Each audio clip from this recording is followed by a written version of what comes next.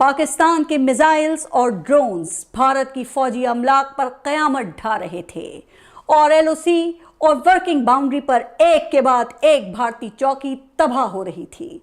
बल्कि ऐसी भी इत्तलात हैं कि एलओसी पर भारतीय फौजी कई किलोमीटर पीछे हटने पर मजबूर हो गए थे। पाकिस्तान ने दुनिया को पैगाम दे दिया था कि अब मजीद बर्दाश्त नहीं किया जाएगा। इस दौरान पाकिस्तान ने nuclear command and control authority का इजलास भी तलब कर लिया।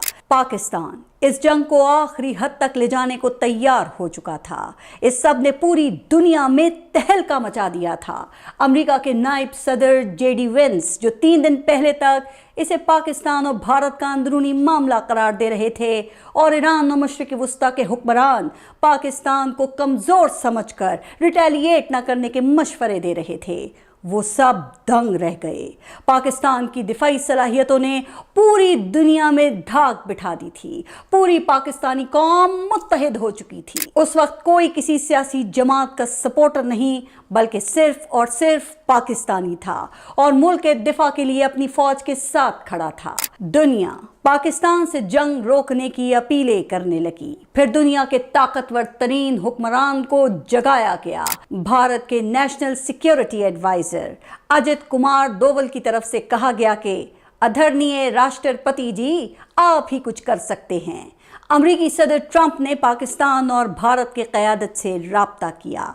पाकिस्तान तो पहले ही जंग को आगे बढ़ाना नहीं चाहता था।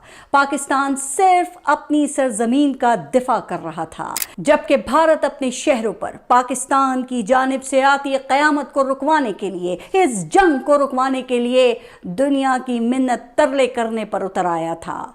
ट्रंप ने पाकिस्तान और भारत की क़यादत से राब्ता किया और यूं ये 4 रोज़ा जंग भारतीय अफवाज और नरेंद्र मोदी की तारीखी हजीमत के साथ ख़त्म हो गई थी। इस जंग ने पाकिस्तान के जियोपॉलिटिकल प्रोफाइल को कई गुना बढ़ा दिया है। वो ममालिक जो पाकिस्तान को अहमियत नहीं देते थे, अब पाकिस्तान को एक बड़ी ताकत के तौर पर देखने लगे।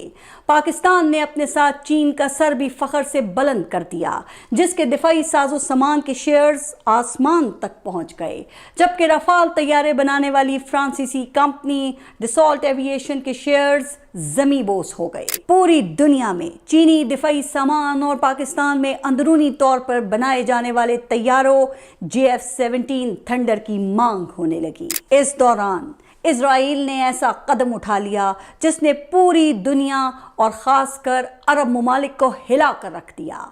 इस इक़दाम से अरब ममालिक ने ख़ुद को इंतहाई बेबस महसूस किया और उन्हें एहसास हुआ कि वो माली लिहाज से भले पूरी दुनिया की तवज्जो का मरकज़ हों, चाहे पूरी दुनिया उनसे अपने ममालिक में सरमायाकारी की भीख ही क्यों ना मांगती हो, चाहे उनके यहाँ डॉलर की रेल पेल, दुनिया की हर आसाइश, बुलंद तरीन इमारतें ही क्यों ना हों, लेकिन इजराइल से दिफा के लिए उनके पास कोई ताकत नहीं है और उनका मुकम्मल इन्हिसार अमेरिका पर है। खैर, तो मैं इस्राइल के उस इक़दाम की बात कर रही थी